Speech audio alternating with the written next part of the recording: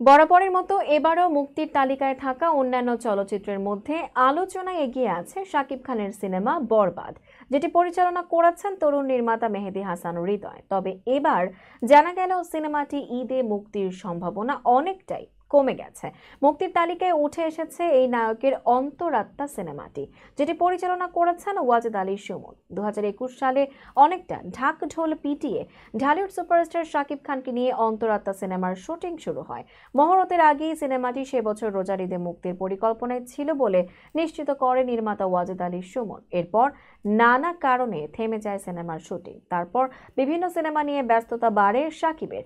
এর মধ্যেই নির্মাতা সিনেমার শুটিং সম্পন্ন করে রবিবার বাংলাদেশ চলচ্চিত্র সার্টিফিকেশন বোর্ডে প্রদর্শনের জন্য পাঠানো হয়েছে। সেখান থেকে ছাড়পত্র পেলেই ঈদে মুক্তি দেওয়া হবে বলে নির্মাতা সূত্রে জানা গেছে। এদিকে জানা যায়, ঈদে মুক্তির আলোচনায় থাকা বরবাদ সিনেমাটি এখনো চলচ্চিত্র সার্টিফিকেশন বোর্ডে জমাই দেওয়া হয়নি। অন্তরাত্মা সিনেমায় শাকিব খানের বিপরীতে অভিনয় করেছেন কলকাতার অভিনেত্রী দর্শনা বণিক। সোহানী হোসেনের মূল গল্পে ফেরারি ফরহাদের চিত্রনাট্যে অন্তরাত্মার অন্যান্য চরিত্রে অভিনয় করছেন শাহেদ শরীফ খান, অরুণা বিশ্বাস, ঝুনা চৌধুরী, এস এম মহসিন, মারুফ।